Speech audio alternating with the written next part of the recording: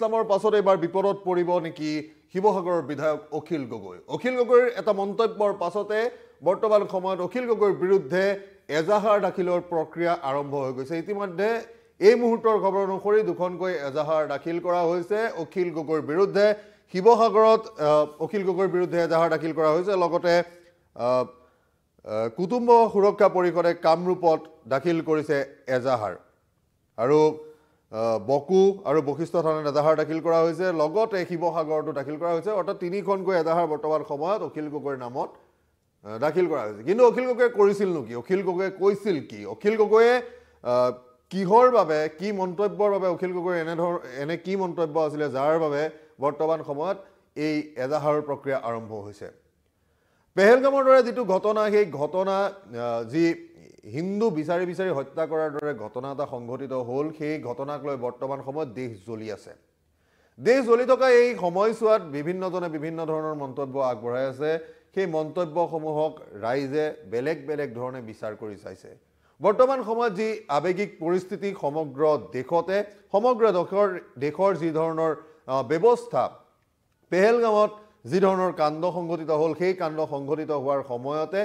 যিসকল লোকৰ প্ৰাণহানি হ'ল সেই সকল লোকৰ প্ৰাণহানিৰ যিবিলাক দৃশ্য পোহৰলৈ আহিল সেইবিলাক দৃশ্যই সকলোকে কন্দুৱালে লগতে সেই দৃশ্যবিলাকৰ সমান্তৰালকৈ যিজন একমাত্ৰ মুছলমান লোকে তাত মৃত্যুবৰণ কৰিলে যিগৰাকী টুৰিষ্ট গাইড আছিলে ঘোঁৰা চৰাইছিলে সেই অঞ্চলটোত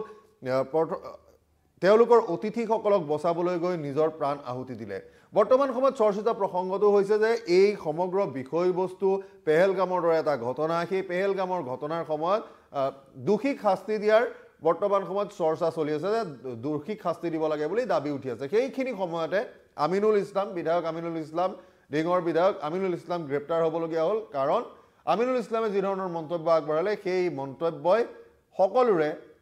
যি বৰ্তমান সময়ৰ পৰিস্থিতি সেই পৰিস্থিতিটোৰ যিটো অনুভূতি সেই অনুভূতিত আঘাত দিয়া পৰিলক্ষিত হ'ল এইবাৰ বিধায়ক অখিল গগৈৰ বিৰুদ্ধে তেনে এক অভিযোগে উত্থাপন হৈছে বিধায়ক অখিল গগৈয়ে কি কৈছিল বিধায়ক অখিল গগৈয়ে কৈছিল আজিৰ পৰা এটা দিন পূৰ্বে যে তেওঁ এই গোটেই ঘটনাৰ সমবেদনা প্ৰকাশ কৰিলে এই ঘটনাত তেওঁ নিজৰ যি সন্ত্ৰাসবাদীৰ আক্ৰমণ সেই আক্ৰমণৰ কথাটো তেওঁ ধিক্কাৰ জনালে কিন্তু তাৰ পিছতে প্ৰধানমন্ত্ৰী নৰেন্দ্ৰ মোদীলৈ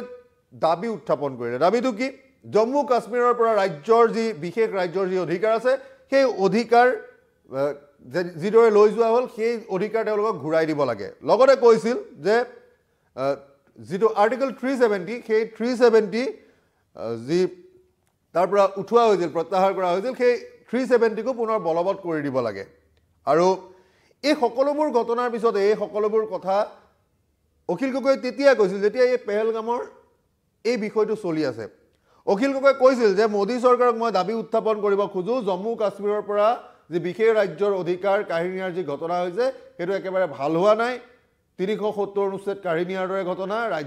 ৰাজ্য এখনৰ বিশেষ অধিকাৰ কাঢ়ি লোৱাৰ ঘটনা যিটোৱে উগ্ৰপন্থীসকলক সুবিধা দিছে বুলি কৈছে উগ্ৰপন্থীয়ে এই ঘটনাটো ঘটালে এই ধৰণৰ ঘটনা যে ঘটিল তাৰ বাবে অখিল গগৈয়ে পৰোক্ষভাৱে এই মোদী চৰকাৰৰ যিটো নীতি আছিল মোদী চৰকাৰে যি বিশেষ ৰাজ্যৰ মৰ্যাদাটো উঠাই জম্মু কাশ্মীৰক ভাৰতৰ যিটো যি ধৰণে সংবিধানখনত চলি আছিল সেই ধৰণৰ ব্যৱস্থা এটালৈ নিবলৈ চেষ্টা কৰিছিল আৰু সেই কথাটো 19ত হৈ যোৱা কথাটো বৰ্তমান সময়ত অখিল গগৈয়ে বৰ্তমান সময়ত বিৰোধিতা কৰি কৈছে যে দাবী উত্থাপন কৰিছে দাবীটো কি যে অতি সোনকালে বিশেষ ৰাজ্যৰ মৰ্যাদা ঘূৰাই দিব লাগে এই জম্মু কাশ্মীৰক আৰু 370 পুনৰ বলবৎ কৰিব লাগে তাৰ পাছতে বিভিন্ন প্ৰতিক্ৰিয়া আৰম্ভ হ'ল সেই প্ৰতিক্ৰিয়াৰ ভিতৰত বৰ্তমান সময়ত পোহৰলৈ আহিছে যে শিৱসাগৰত বিধায়ক অখিল গগৈৰ বিৰুদ্ধে এজাহাৰ দাখিল কৰা হৈছে অভিজিত দত্ত নামৰ শুকান পুখুৰী এজন যুৱকে শিৱসাগৰ সদৰ থানাত দাখিল কৰিছে এজাহাৰ আৰু অখিল গগৈৰ বিৰুদ্ধে প্ৰৰোচনামূলক মন্তব্যৰ অভিযোগ উত্থাপন হৈছে অখিল গগৈৰ বিৰুদ্ধে সেই যুৱকজনে প্ৰশ্ন কৰিছে যে অখিল গগৈয়ে পুনৰ সন্ত্ৰাসবাদীৰ হাতত ভাৰতীয় সেনাৰ মৃত্যু হোৱাটো বিচাৰে নেকি এই ধৰণৰ প্ৰশ্ন উত্থাপন কৰিছে সেই দত্ত নামৰ যুৱকজনে আৰু এই সমগ্ৰ ঘটনাৰ পাছত তাৰ বাহিৰেও কেৱল মাত্ৰ এইখনেই নহয় অখিল গগৈৰ বিৰুদ্ধে এজাহাৰ বকু আৰু বশিষ্ঠ থানাত দাখিল হৈছে কুটুম্ব পৰিষদৰ যি কলিয়াবৰ কামৰূপ জিলা সমিতি আৰু গুৱাহাটী মহানগৰ সমিতি ইতিমধ্যে তেওঁলোকে এজাহাৰ দাখিল কৰিছে অখিল গগৈৰ বিৰুদ্ধে এতিয়া আমি ইমান সময় কৈ আছোঁ যে অখিল গগৈয়ে এনেকুৱা ধৰণৰ মন্তব্য কৰিছে, অখিল গগৈয়ে এনেকুৱা বিষয়ৰ ওপৰত এনেকুৱা ধৰণৰ মন্তব্য কৰিছে যাৰ বাবে তেওঁৰ বিৰুদ্ধে এজাহাৰ দাখিল হৈছে। আমিনুল ইছলামক ইতিমধ্যে গ্ৰেপ্তাৰ কৰা হৈছে। অখিল গগৈৰ এই বিষয়টোতো অখিল গগৈক বহু সংখ্যক লোকে, একাংশ লোকে এই ঘটনাটোৰ বিষয়ে, এই ঘটনাটোত এইদৰে মন্তব্য কৰাক লৈ অসন্তুষ্টি ব্যক্ত কৰিছে। অখিল গগৈয়ে গৰিহণা দিছে, ঠিকেই। অখিল গগৈয়ে এই গোটেই ঘটনাটোৰ ওপৰত বিশেষ মন্তব্য কৰিছে, ঠিকে আছে। সেই বিষয়েও সকলো লোকে তেনেদৰেই কৈছে। কিন্তু এই যিটো আৰ্টিকল 370 প্ৰসংগটো আহিলে, এই আৰ্টিকল 370 প্ৰসংগটোৰ দাবীক লৈ বৰ্তমান সময়ত চৰ্চা আৰম্ভ হৈছে, এজাহাৰ দাখিল হৈছে। সেইবাবে অখিল গগৈয়েনো কি কৈছিল প্ৰকৃততে, সেই মন্তব্যটো আপোনালোকক শুনাবলৈ বিচাৰিছোঁ আৰু সেই মন্তব্য শুনাম আৰু ইয়াৰ লগতে জনাবলৈ বিচাৰিছোঁ এই ঘটনাসমূহৰ প্ৰতিটো আপডেটছ আমি সময়ে সময়ে দি যাম। আপোনালোকে চাই থাকিব নিউজ 18 অসম নৰ্থ ইষ্ট। এই মুহূৰ্তত মন্তব্যটো আগবঢ়াই দিছোঁ। মোদী চৰকাৰক মই দাবী উত্থাপন কৰিব খোজোঁ যে জম্মু কাশ্মীৰৰ পৰা ৰাজ্যৰ অধিকাৰ কাঢ়ি নিয়াৰ যিটো ঘটনা, এইটো একেবাৰে ভাল হোৱা নাই। 370 অনুচ্ছেদ কাঢ়ি নিয়াৰ ঘটনা, এইটো ৰাজ্য এখনৰ অধিকাৰক নাকচ কৰাৰ ঘটনা, যিটো উগ্ৰপন্থীবিলাকক এতিয়া বেছিকৈ চান্স ল'বৰ কাৰণে, সুবিধা ল'বৰ কাৰণে তেওঁলোকক সুযোগ দিছে। গতিকে মই ভাবোঁ যে আমি একেটা সময়তে 3টা কথা পাতিব লাগিব। 1 নম্বৰ, উগ্ৰপন্থীসকলক সম্পূৰ্ণৰূপে নিৰ্মূল কৰিবৰ কাৰণে দাবী উত্থাপন। 2 নম্বৰ, মোদী চৰকাৰৰ যি বাহবা লোৱা নীতি আছিলে যে আমি উগ্ৰপন্থী শেষ কৰিলোঁ, তাক আমি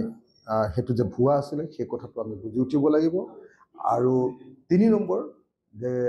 অতি সোনকালে কাশ্মীৰৰ জনগণৰ কাৰণে, জম্মুৰ জনগণৰ কাৰণে ৰাজ্যৰ মৰ্যাদা ঘূৰাই দি আগৰ যি ৰাজ্যৰ অধিকাৰ আছিলে আৰ্টিকল 370, সেই আৰ্টিকল 370 সহকাৰে ৰাজ্যৰ মৰ্যাদা পুনৰ ঘূৰাই দিয়াৰ ব্যৱস্থা কৰি তেওঁলোকক নিজৰ ৰাজ্যখন সঠিক ৰূপত স্বতন্ত্ৰভাৱে মানে মৰ্যাদা সহকাৰে চলোৱাৰ অধিকাৰ প্ৰদান কৰিব লাগে। মোদী চৰকাৰক মই দাবী উত্থাপন কৰিব খোজোঁ যে জম্মু কাশ্মীৰৰ পৰা ৰাজ্যৰ অধিকাৰ কাঢ়ি নিয়াৰ যিটো ঘটনা, এইটো একেবাৰে ভাল হোৱা নাই। 370 অনুচ্ছেদ কাঢ়ি নিয়াৰ ঘটনা, এইটো ৰাজ্য এখনৰ অধিকাৰক নাকচ কৰাৰ ঘটনা, যিটো উগ্ৰপন্থীবিলাকক এতিয়া বেছিকৈ চান্স ল'বৰ কাৰণে, সুবিধা ল'বৰ কাৰণে তেওঁলোকক সুযোগ দিছে। গতিকে মই ভাবোঁ যে আমি একেটা সময়তে 3টা কথা পাতিব লাগিব। 1 নম্বৰ, উগ্ৰপন্থীসকলক সম্পূৰ্ণৰূপে নিৰ্মূল কৰিবৰ কাৰণে দাবী উত্থাপন। 2 নম্বৰ, মোদী চৰকাৰৰ যি বাহবা লোৱা নীতি আছিলে যে আমি উগ্ৰপন্থী শেষ কৰিলোঁ, তাক আমি সেইটো যে ভুৱা আছিলে সেই কথাটো আমি বুজি উঠিব লাগিব। আৰু 3 নম্বৰ, যে অতি সোনকালে কাশ্মীৰৰ জনগণৰ কাৰণে, জম্মুৰ জনগণৰ কাৰণে ৰাজ্যৰ মৰ্যাদা ঘূৰাই দি আগৰ যি ৰাজ্যৰ অধিকাৰ আছিলে আৰ্টিকল 370, সেই আৰ্টিকল 370 সহকাৰে ৰাজ্যৰ মৰ্যাদা পুনৰ ঘূৰাই দিয়াৰ ব্যৱস্থা কৰি তেওঁলোকক নিজৰ ৰাজ্যখন সঠিক ৰূপত স্বতন্ত্ৰভাৱে মানে মৰ্যাদা সহকাৰে চলোৱাৰ অধিকাৰ প্ৰদান কৰিব লাগে। মোদী চৰকাৰক মই দাবী উত্থাপন কৰিব খোজোঁ যে জম্মু কাশ্মীৰৰ পৰা ৰাজ্যৰ অধিকাৰ কাঢ়ি নিয়াৰ যিটো ঘটনা, এইটো একেবাৰে ভাল হোৱা নাই। 370 অনুচ্ছেদ কাঢ়ি নিয়াৰ ঘটনা, এইটো ৰাজ্য এখনৰ অধিকাৰক নাকচ কৰাৰ ঘটনা, যিটো উগ্ৰপন্থীবিলাকক এতিয়া বেছিকৈ চান্স ল'বৰ কাৰণে, সুবিধা ল'বৰ কাৰণে তেওঁলোকক সুযোগ দিছে। গতিকে মই ভাবোঁ যে আমি একেটা সময়তে 3টা কথা পাতিব লাগিব। 1 নম্বৰ, উগ্ৰপন্থীসকলক সম্পূৰ্ণৰূপে নিৰ্মূল কৰিবৰ কাৰণে দাবী উত্থাপন। 2 নম্বৰ, মোদী চৰকাৰৰ যি বাহবা লোৱা নীতি আছিলে যে আমি উগ্ৰপন্থী শেষ কৰিলোঁ, তাক আমি সেইটো যে ভুৱা আছিলে সেই কথাটো আমি বুজি উঠিব লাগিব। আৰু 3 নম্বৰ, যে অতি সোনকালে কাশ্মীৰৰ জনগণৰ কাৰণে, জম্মুৰ জনগণৰ কাৰণে ৰাজ্যৰ মৰ্যাদা ঘূৰাই দি আগৰ যি ৰাজ্যৰ অধিকাৰ আছিলে আৰ্টিকল 370, সেই আৰ্টিকল 370 সহকাৰে ৰাজ্যৰ মৰ্যাদা পুনৰ ঘূৰাই দিয়াৰ ব্যৱস্থা কৰি তেওঁলোকক নিজৰ ৰাজ্যখন সঠিক ৰূপত স্বতন্ত্ৰভাৱে মানে মৰ্যাদা সহকাৰে চলোৱাৰ অধিকাৰ প্ৰদান কৰিব লাগে। আপুনি বিচৰা বাতৰি